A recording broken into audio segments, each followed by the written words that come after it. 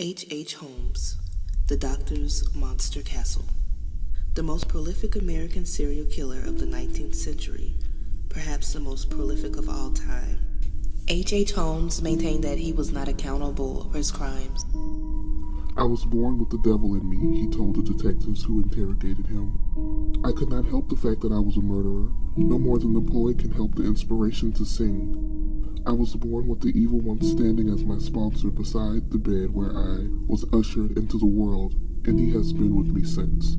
Holmes' association with the devil began on the 16th of May, 1861, in the small town of Gilmanton, New Hampshire. His true name was Herman Webster Mudgett. The son of Levi and Theodate Mudgett, he was a descendant of the earliest settlers in the area. The Mudgetts had done well for themselves. However, by the time Herman entered the world, it was a family in decline. His alcoholic father did little to reverse the trend. Herman suffered under his father's strict discipline, which often manifested itself in violence. School brought little in the way of sanctuary, as Herman was a frequent victim of bullying. In one particular incident, which took place when he was quite young, his schoolmates forced him to touch a human skeleton at the office of the town's doctor. The experience brought about an abrupt change in the boy's character. Once the victim of bullying, Herman now became a bully himself. Moreover, he found that the experience with the skeleton had robbed him of any fear of death or the macabre. Herman soon began capturing and killing small animals in order to study their bodies. By his late teenage years, the future serial murderer had decided upon medicine as his vocation. Because he lacked the money to attend medical school, he had become a teacher at the age of 16. It was during his second posting in the nearby town of Alton that he met Clara Lovering, a member of a well-to-do farming family. After the two had eloped, Herman's new wife paid for his medical studies at the University of Vermont. But the school was not to his liking. Herman imagined a greater future for himself.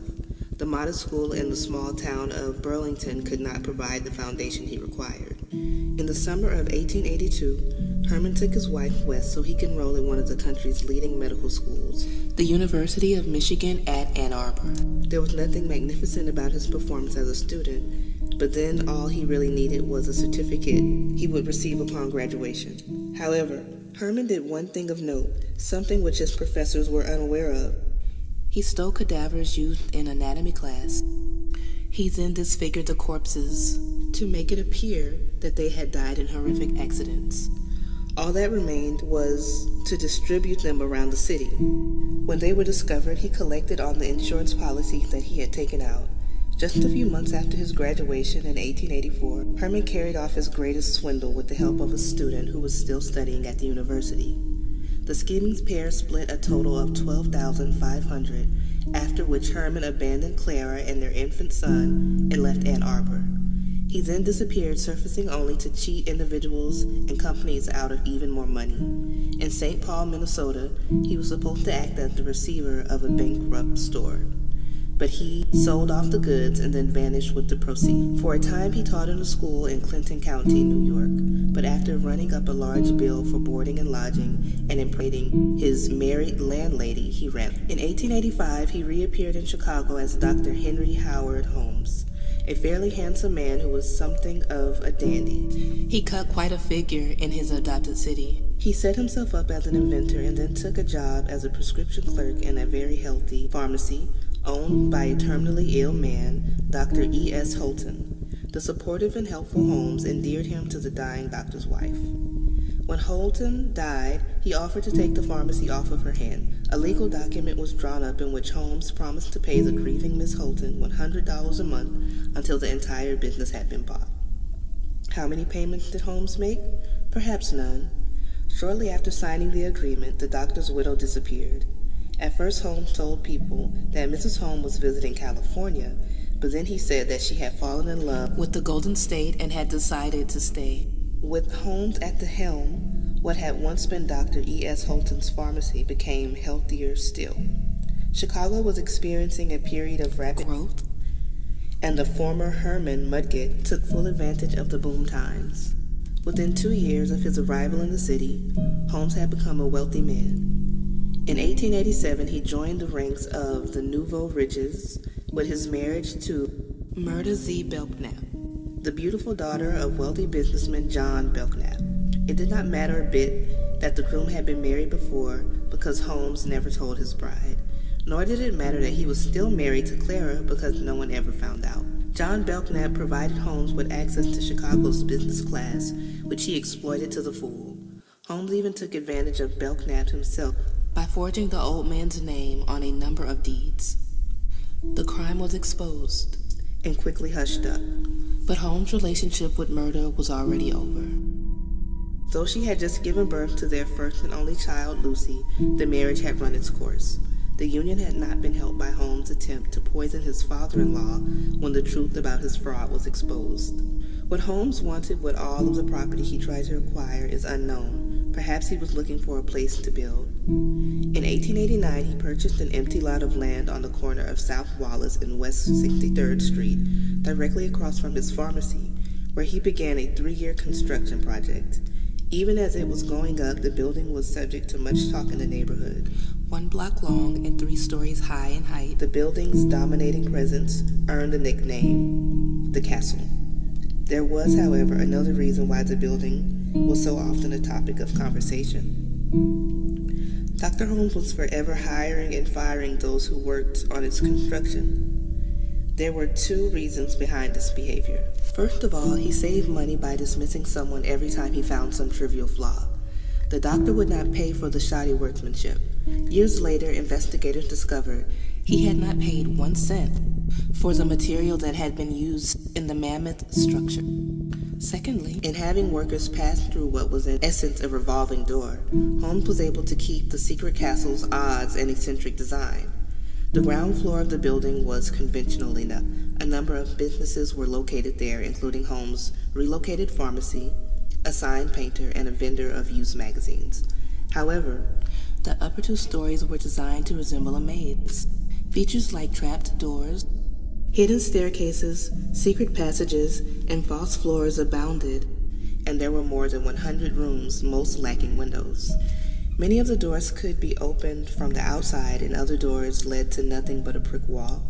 Holmes completed the castle just as Chicago was readying itself for the 1893 World's Columbian Exposition. His timing was excellent. Soon, the city was swarming with tourists looking for a place to stay, and Holmes was more than willing to oblige.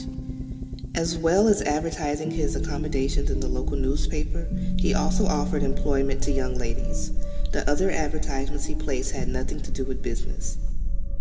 He represented himself as a wealthy businessman in search of a suitable bride. Before long, the castle was being visited by tourists, unemployed women, and prospective mates. The building was once more a hive of activity, just as it had been when hundreds of workmen were coming and going. But this time around, no one was left. Many visitors were asphyxiated in soundproof chambers that were fitted with gas pipes. Others met a similar fate after being locked in a bank vault that was located just outside Holmes' second-story office. Once his victims were dead, he sent them sliding down any number of chutes located throughout the building. The bodies would end up in the castle's basement, where Holmes would strip them of their flesh. Many of the victims would end up as skeletons, much like the ones he had been forced to touch as a child. He used his standing as a doctor to sell them to medical schools. Some bodies were cremated in one of 2 gigantic furnaces that served to heat the castle, while others were simply dropped into lime pits or vats of acid. Holmes preyed almost exclusively on women, including Julia Connor, the wife of a jeweler to whom the doctor had rented a shop. Julia worked for both Holmes and her husband, and she was also sleeping with both men. The situation suited Holmes, and it seemed just fine with Julia. But then he met a wealthy Texan named Minnie Williams. When the 2 became engaged, Julia told Holmes that she was pregnant with his child. Holmes reacted to the news by killing Julia and her daughter Pearl. Julia's distraught husband trudged the streets night and day, searching for his missing family. Had Julia made a fatal mistake in standing up to Holmes? It does not seem so if the doctor's statement to the investigators is anything to go by.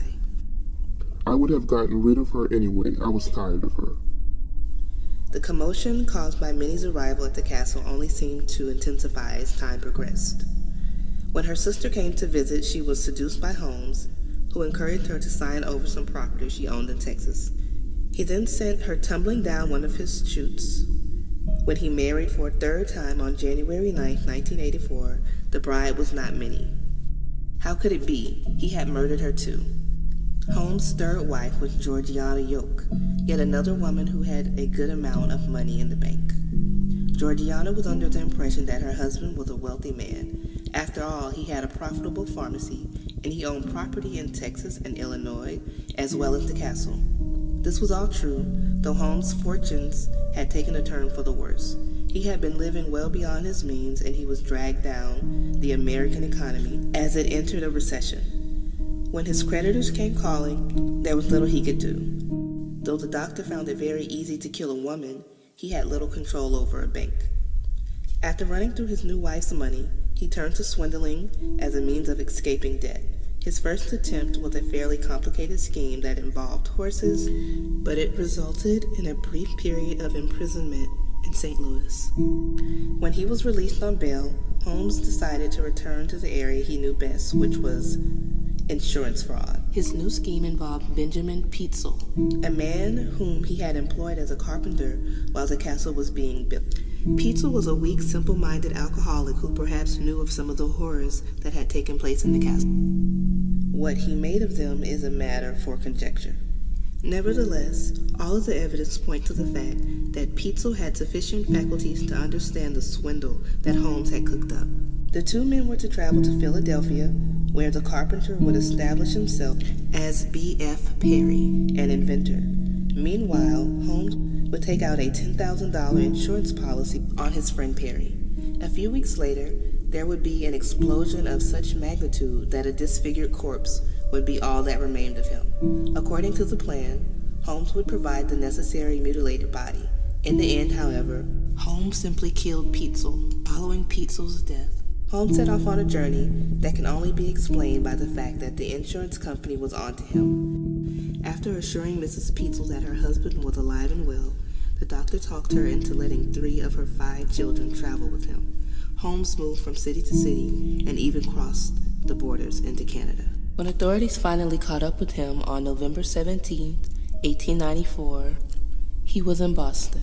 He was charged with insurance fraud, which was a serious but not insurmountable charge. Then another question was asked: where were the Peitzel children? The answer came a few months later when a diligent insurance agent located their small, unmarked graves in Indianapolis and Toronto. The shocking news ruled out the possibility that Holmes might ever be a free man again. On July 20th, 1895, the Chicago police visited the castle and got their first glimpse of the secret horror that had taken place within its walls. It only took one day for the newspaper to change the building's nickname to the Murder Castle. The investigators learned all they could about the labyrinth of rooms, secret passageways, chutes, and stairwells, but most of the castle's secrets would remain a mystery. On the evening of August 19th, 20 days into the investigation, the murder castle was destroyed in a sudden and intense blaze. No one knew what had caused it. Before the fire destroyed all of the evidence, the police had tried to determine just how many people had been killed in the building. In a century that knew nothing of DNA, it proved a frustrating activity. Body parts were scattered around the murder castle's basement, and some were still floating in pools of acid. Yet the investigators did notice some commonalities. For example, while some victims had been men and children, the great majority of them had been young blonde women. Though Holmes admitted to only 27 murders, the true total is almost certainly much higher. Some have gone so far as to peg it at 200. His confession was made through the Hearst newspaper chain, which had paid $7,500 for its exclusive rights. The printed statement also allowed the doctor to speak to a public that was calling for his life. Like the man-eating tigers of the tropical jungle, whose appetites for blood have once been aroused, I roamed about this world seeking whom I could destroy.